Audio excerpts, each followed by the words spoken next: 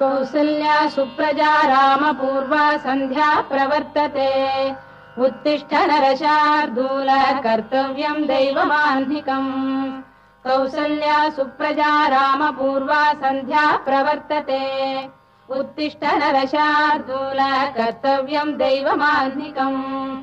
उत्तिष्ठोत्तिष्ठ गोविन्द उत्तिष्ठ गरुडध्वज उत्तिष्ठ कमलाकान्ता त्रैलोक्यम् मङ्गलम् कुरु उत्तिष्ठोत्तिष्ठ गोविन्द उत्तिष्ठ गरुडध्वज उत्तिष्ठ कमलाकान्ता त्रैलोक्यम् मङ्गलम् कुरु मातः समस्त जगताम् मधुकैटभारे वक्षो विहारिणि मनोहर दिव्यमूर्ते श्रीस्वामिनि श्रुत जनप्रियदानशीले श्रीवेङ्कटेश दयिते तव सुप्रभातम् मातः समस्त जगताम् मधुकैटभारे वक्षो विहारिणि मनोहर दिव्यमूर्ते श्रीस्वामिनि श्रुत जनप्रियदानशीले श्रीवेङ्कटेश दयिते तव सुप्रभातम् तव सुप्रभातमरविन्दलोचने भवतु प्रसन्नमुख चन्द्रमण्डले विधिशङ्करेन्द्रवनिताभिरर्चिते वृषशैलनाथ दयिते दयानिधे अत्र्यादिसप्तऋषयः समुपास्य सन्ध्याम् आकाश सिन्धु कमलानि मनोहराणि आदाय पादयुगमर्चयितुम् प्रपन्नाः शेषाद्रिशेखर विभो तव सुप्रभातम् पञ्चाननाब्ज भव षण्मुखवासवाद्याः त्रैविक्रमादिचरितम् विबुधास्तुवन्ति भाषापतिः पठति वासरशुद्धिमारात् शेषाद्रिशेखर विभो तव सुप्रभातम् ईषत्प्रफुल्ल सरसीरुहनारिकेल पूगद्रुमादिषु मनोहर पालिकानाम् आवाति मन्दमनिलः सह दिव्यगन्धैः शेषाद्रिशेखर विभो तव सुप्रभातम् उन्मील्य नेत्रयुगमुत्तम पञ्जरस्थाः पात्रावशिष्ट कदलीफलपायसानि भुक्त्वा सलीलमथ केलिशुकाः पठन्ति शेषाद्रिशेखर विभो तव सुप्रभातम् तन्त्री प्रगर्ष मधुरस्वनया विपञ्च गायत्यनन्दचरितम् तव नारदोऽपि भाषा समग्रमसहृत्करचार रम्यम् शेषाद्रिशेखर विभो तव सुप्रभातम् भृङ्गावळी च मकरन्दरसानुविद्ध झङ्कार गीत निनदैः सह सेवनाय वीर्यात्युपान्त सरसी कमलोदरेभ्यः शेषाद्रिशेखर विभो तव सुप्रभातम् योषा गणेन वरदध्नि विमथ्यमाने घोषालयेषु दधिमन्थन तीव्र घोषाः रोषात् कलिम् विदधते ककुभश्च कुम्भाः शेषाद्रिशेखर विभो तव सुप्रभातम् पद्मेश मित्र शतपत्र गतालिवर्गाः हर्तुम् श्रियम् कुवलयस्य निजाङ्गलक्ष्म्या भेरी निनादमिव बिभ्रति तीव्रनादम् शेषाद्रिशेखर विभो तव सुप्रभातम् श्रीमन्नभीष्टवरदाखिल लोकबन्धो श्री श्रीनिवास जगदेक दयैक सिन्धो श्रीदेवतागृह भुजान्तर दिव्यमूर्ते श्रीवेङ्कटाचलपते तव सुप्रभातम् श्रीमन्नभीष्टवरदाखिल लोकबन्धो श्री श्रीनिवास जगदेक दयैक सिन्धो श्रीदेवतागृह भुजान्तर दिव्यमूर्ते श्रीवेङ्कटाचलपते तव सुप्रभातम् श्रीस्वामि पुष्करिणिकाप्लव निर्मलाङ्गाः श्रेयोर्धिनो हर विरिञ्च सनन्दनाद्याः द्वारे वसन्ति वरवेत्र हतोत्तमाङ्गाः श्रीवेङ्कटाचलपते तव सुप्रभातम् श्रीशेषशैल गरुडाचल वेङ्कटाद्रिनारायणाद्रिवृषभाद्रिविषाद्रिमुख्याम् आख्याम् त्वदीय वसतेरनिशम् वदन्ति श्रीवेङ्कटाचलपते तव सुप्रभातम् सेवा परा शिव सुरेश कृशानुधर्म रक्षोऽम्बुनाथ पवमान धनाधिनाथाः बद्धाञ्जलि प्रविलसन् निज शीर्षदेशाः श्रीवेङ्कटाचलपते तव सुप्रभातम् घाटीषु देवि खगराज मृगाधिराज नागाधिराज गजराज हयाधिराजाः स्वस्वाधिकारमहिमाधिकमर्थयन्ते श्रीवेङ्कटाचलपते तव सुप्रभातम् सूर्येन्दुभौम बुधवाक्परिकाव्यसौरिस्वर्भानुकेतुदिविषत्परिषत्प्रधानाः त्वद्दासदासचरमावधिदासदासाः श्रीवेङ्कटाचलपते तव सुप्रभातम् त्वत्पादधूलिभरितस्फुरितोत्तमाङ्गाः स्वर्गापवर्गनिरपेक्ष निजान्तरङ्गाः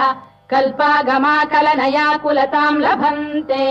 श्रीवेङ्कटाचलपते तव सुप्रभातम् त्वद्गोपुराग्रशिखराणि निरीक्षमाणाः स्वर्गापवर्गपदवीम् परमाम् श्रयन्तः मर्त्या मनुष्यभुवने मतिमाश्रयन्ते श्रीवेङ्कटाचलपते तव सुप्रभातम् श्रीभूविनायक दयादिगुणामृताब्धे देवादिदेव जगदेक शरण्यमूर्ते श्रीमन्ननन्त गरुडाधिभिरर्चिताघ्रे श्रीवेङ्कटाचलपते तव सुप्रभातम् श्रीपद्मनाभ पुरुषोत्तम वासुदेव वैकुण्ठ माधव जनार्दन चक्रपाणे श्रीवत्स चिह्न शरणागत पारिजात श्रीवेङ्कटाचलपते तव सुप्रभातम् तन्दर्पदर्पहर सुन्दर दिव्यमूर्ते कान्ताकुजाम्बुरुह कुड्मललोल दृष्टे कल्याण निर्मल गुणाकर दिव्य कीर्ते श्रीवेङ्कटाचलपते तव सुप्रभातम् मीनाकृते कमठकोल नृसिंहवर्णिन् स्वामीन् परश्वत तपोधन रामचन्द्र शेषांश राम यदुनन्दन कल्किरूप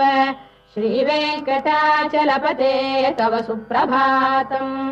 लीलालवङ्ग घनसार सुगन्धितीर्थम् दिव्यम् वियस्सरिति हेम घटेषु पूर्णम् धृत्वाद्य वैदिक शिखामणयः प्रहृष्टाः तिष्ठन्ति वेङ्कटपते तव सुप्रभातम् भास्वानुदेति विगचानि सरोरुहाणि सम्पूरयन्ति निनदैकगुभो विहङ्गाः श्रीवैष्णवाः सततमर्थितमङ्गलास्ते धामाश्रयन्ति तव वेङ्कट सुप्रभातम् ब्रह्मादयः सुरवराः समहर्षयस्ते सन्तः सनन्दन मुखास्तव योगिवर्याः धामान्तिके तव हि मङ्गलवस्तु हस्ताः श्रीवेङ्कटाचलपते तव सुप्रभातम् लक्ष्मीनिवास निरवद्य गुणैक सिन्धो संसार सागर समुत्तरणैक सेतो वेदान्त वेद्य निज वैभव भक्त भोग्य श्रीवेङ्कटाचलपते तव सुप्रभातम् लक्ष्मीनिवास निरवद्य गुणैक सिन्धो संसार सागर समुत्तरणैक सेतो वेदान्त वेद्य निज वैभव भक्त भोग्य श्रीवेङ्कटाचलपते तव सुप्रभातम् इत्थम् वृषाचलपतेरिह सुप्रभातम् ये मानवाः प्रतिदिनम् पठितुम् प्रवृत्ताः तेषाम् प्रभात समये स्मृतिरङ्गभाजाम् प्रज्ञाम् परार्थ सुलभाम् परमाम् प्रसूते इत्थम् वृषाचलपतेरिह सुप्रभातम् ये मानवाः प्रतिदिनम् पठितुम् प्रवृत्ताः तेषाम् प्रभात समये स्मृतिरङ्गभाजाम् प्रज्ञाम् परार्थ सुलभाम् परमाम् प्रसूते कमलाकुच चूचुक कुङ्कुमतो नियतारुणितातुल नीलतनो कमलायतलोचन लोकपते विजयी भव वेङ्कटशैलपते कमलाकुच चूचुक कुङ्कुमतो नियतारुणितातुल नीलतनो कमलायतलोचन लोकपते विजयी भव वेङ्कटशैलपते सचतुर्मुख षण्मुख पञ्चमुख प्रमुखाखिल दैवतमौलिमणे शरणागत वत्सल सारनिधे परिपालय माम् वृषशैलपते अतिवेलतया तव दुर्विषहैरनुवेल कृतैरपराधशतैः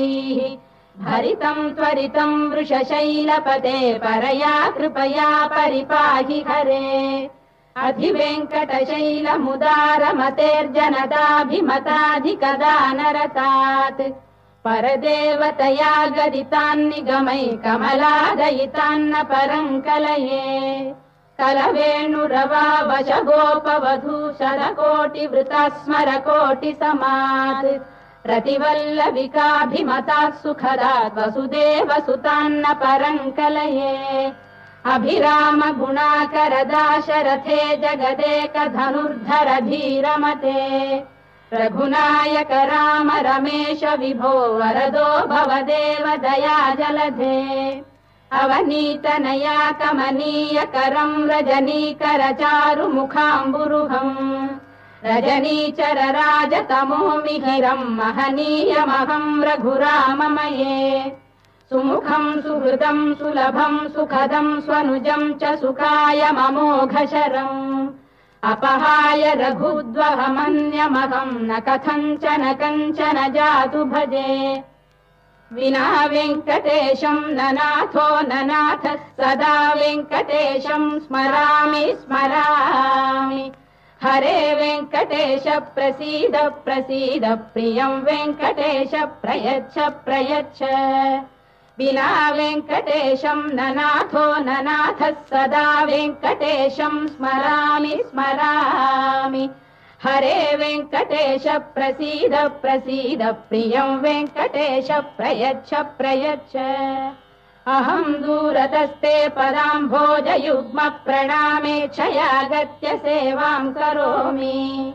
सकृत्सेवया नित्यसेवा फलम् त्वम् प्रयच्छ प्रयच्छ प्रभो वेङ्कटेश अज्ञानिना मया दोषानशेषान् विहितान् हरे क्षमस्वत्वम् क्षमस्वत्वम् शेषशैलशिखामणे अज्ञानिना मया दोषानशेषान् विहितान् हरे क्षमस्वत्वम् क्षमस्वत्वम् शेषशैलशिखामणे ईशानाम् जगतोऽस्य वेङ्कटपतेर्विष्णोः पराम् प्रेयसीम् तद्वक्षस्थलनित्यवासरसिकाम् तत्क्षान्ति संवर्धिनीम् पद्मालङ्कृतपाणिपल्लवयुगाम् पद्मासनस्थाम् श्रियम् वात्सल्यादिगुणोज्ज्वलाम् भगवतीम् वन्दे जगन्मातरम् ईशानाम् जगतोऽस्य वेङ्कटपतेर्विष्णोः पराम् प्रेयसीम् तद्वक्षस्थलनित्यवासरसिकाम् तत्क्षान्ति संवर्धिनीम् पद्मालङ्कृतपाणिपल्लवयुगाम् पद्मासनस्थाम् श्रियम् वात्सल्यादिगुणोज्ज्वलाम् भगवतीम् वन्दे जगन्मातरम् श्रीमन्कृपाजलनिधे कृत सर्वलोक सर्वज्ञ शक्तनत वत्सल सर्वशेषिन् स्वामिन् सुशील सुलभाश्रित पारिजात श्रीवेङ्कटेश चरणौ शरणम् प्रपद्ये श्रीमन्कृपाजलनिधे कृत सर्वलोक सर्वज्ञ शक्तनत वत्सल सर्वशेषिन् स्वामिन् सुशील सुलभाश्रित पारिजात श्रीवेङ्कटेश चरणौ शरणम् प्रपद्ये आनूपुरार्पित सुजात सुगन्धि पुष्प सौरभ्य सौरभकरौ समशन्निवेशौ सौम्यौ सदानुभवनेऽपि नवानुभाव्यौ श्रीवेङ्कटेश चरणौ शरणम् प्रपद्ये सद्यो विकासि समुदित्व रसान्द्र राग सौरभ्य निर्भर सरोरुह साम्यवार्ताम् सम्यक्षु साहसपदेषु विलेखयन्तौ श्रीवेङ्कटेश चरणौ शरणम् प्रपद्ये रेखामयध्वज सुधाकलशातपद्रवज्राम्बुशाम्बुरुह कल्पक शङ्ख चक्रैः भव्यैरलङ्कृततलौ परतत्त्वचिह्नैः श्रीवेङ्कटेश चरणौ शरणम् प्रपद्ये ताम्रोदरद्युतिपराजित पद्मरागौ बाह्यै महोभिरभिभूत महेन्द्रनीलौ उद्यन्नखांशुभिरुदस्त शशाङ्कभासौ श्रीवेङ्कटेश चरणौ शरणम् प्रपद्ये सप्रेम भीति कमलाकर पल्लवाभ्याम् संवाहनेऽपि सपदिक्लममादधानौ कान्ताववाङ्मनस गोचर सौकुमार्यौ श्रीवेङ्कटेश चरणौ शरणम् प्रपद्ये लक्ष्मीमही तदनुरूप निजानुभाव नीलादि दिव्यमलिशीकर पल्लवानाम् आरुण्य संक्रमणतः किल सान्द्ररागौ श्रीवेङ्कटेश चरणौ शरणम् प्रपद्ये नित्यानमद्भिः शिवादि किरीटकोटि प्रत्युक्तदीप्त नवरत्नमः प्ररोहैः नीराजना विधिमुदारमुपादधानौ श्रीवेङ्कटेश चरणौ शरणम् प्रपद्ये विष्णौ पदे परम इत्युदित प्रशंसौ यौ मध्व उत्स इति भोग्यतयाप्युपातौ भूयस्ततेति तव पाणितल प्रतिष्ठौ श्रीवेङ्कटेश चरणौ शरणम् प्रपद्ये पार्थाय तत्सदृशसारथिना त्वयैव यौ दर्शितौ स्वचरणौ शरणम् व्रजेति भूयोऽपि मह्यमिहतौ करदर्शितौ ते श्रीवेङ्कटेश चरणौ शरणम् प्रपद्ये मन्मूर्धिकालियपणे विकटाटवीषु श्रीवेङ्कटाद्रिशिखरे शिरसि श्रुतीनाम् चित्तेऽप्यनन्य मनसाम् सममाहितौ ते श्रीवेङ्कटेश चरणौ शरणम् प्रपद्ये अम्लानधृष्यदवनीतलकीर्ण पुष्पौ श्रीवेङ्कटाद्रिशिखराभरणायमानौ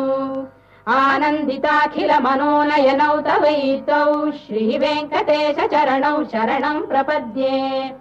प्रायः प्रपन्न जनता प्रथमावगाह्यौ मातुस्तनाविव शिशोरमृतायमानौ प्राप्तौ परस्पर तुलामतुलान्तरौ ते श्रीवेङ्कटेश चरणौ शरणम् प्रपद्ये सत्त्वोत्तरैः सतत सेव्य पदाम्बुजेन संसारतारकदयार्द्रदृगञ्चलेन सौम्योपयन्तृमुनिना मम दर्शितौ ते श्रीवेङ्कटेश चरणौ शरणम् प्रपद्ये सत्त्वोत्तरैः सतत सेव्य पदाम्बुजेन संसारतारकदयार्द्रदृगञ्चलेन सौम्योपयन्तृमुनिना मम दर्शितौ ते श्रीवेङ्कटेश चरणौ शरणम् प्रपद्ये श्रीशश्रिया घटिकया त्वदुपाय भावे प्राप्ये त्वयि स्वयमुपेय दया स्फुरन्त्या नित्याश्रिताय निरवद्य गुणाय तुभ्यम् स्याम् किङ्करो वृषगिरीश न जातु मह्यम् श्रीशश्रिया घटिकया त्वदुपाय भावे प्राप्ये त्वयि स्वयमुपेय दया स्फुरन्त्या नित्याश्रिताय निरवद्य गुणाय तुभ्यम् स्याम् किङ्करो वृषगिरीश न जातु मह्यम् श्रियकान्ताय कल्याणनिधये निधयेऽर्थिनाम् श्रीवेङ्कटनिवासाय श्रीनिवासाय मङ्गलम् श्रियकान्ताय कल्याणनिधये निधयेऽर्थिनाम् श्रीवेङ्कटनिवासाय श्रीनिवासाय मङ्गलम्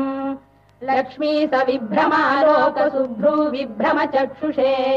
चक्षुषे सर्वलोकानाम् वेङ्कटेशाय मङ्गलम् श्रीवेङ्कटाद्रिशृङ्गाग्रमङ्गलाभरणाङ्ग्रये मङ्गलानाम् निवासाय श्रीनिवासाय मङ्गलम् सर्वावयव सौन्दर्य सम्पदा सर्वचेतसाम् सदा सम्मोहनायास्तु वेङ्कटेशाय मङ्गलम् नित्याय निरवध्याय सत्यानन्द चिदात्मने सर्वान्तरात्मने श्रीमद्वेङ्कटेशाय मङ्गलम् स्वतः सर्वविदे सर्वशक्तये सर्वशेषिणे सुलभाय सुशीलाय वेङ्कटेशाय मङ्गलम् परस्मै ब्रह्मणे पूर्णकामाय परमात्मने प्रयुञ्जे परतत्त्वाय वेङ्कटेशाय मङ्गलम् आकालतत्त्वमश्रान्तमात्मनामनुपश्यताम् अतृप्त्यमृतरूपाय वेङ्कटेशाय मङ्गलम् प्रायस्वचरणौ पुंसाम् शरण्यत्वेन पाणिना कृपयादिशते श्रीमद्वेङ्कटेशाय मङ्गलम् दयामृततरङ्गिण्यास्तरङ्गैरिव शीतलैः अभाङ्गैः सिञ्चते विश्वम् वेङ्कटेशाय मङ्गलम् श्रद्भूषाम्बरहेतीनाम् सुषमावकमूर्तये सर्वार्तिशमनायास्तु वेङ्कटेशाय मङ्गलम् श्रीवैकुण्ठविरक्ताय स्वामि पुष्करिणीतटे रमया रममाणाय वेङ्कटेशाय मङ्गलम् श्रीवैकुण्ठविरक्ताय स्वामि पुष्करिणीतटे रमया रममाणाय वेङ्कटेशाय मङ्गलम् श्रीमत्सुन्दरजामातृमुनिमानसवासिने सर्वलोकनिवासाय श्रीनिवासाय मङ्गलम् मङ्गलाशासनपरैर्मदाचार्य पुरोगमैः सर्वैश्च पूर्वैराचार्यैः सत्कृतायास्तु मङ्गलम्।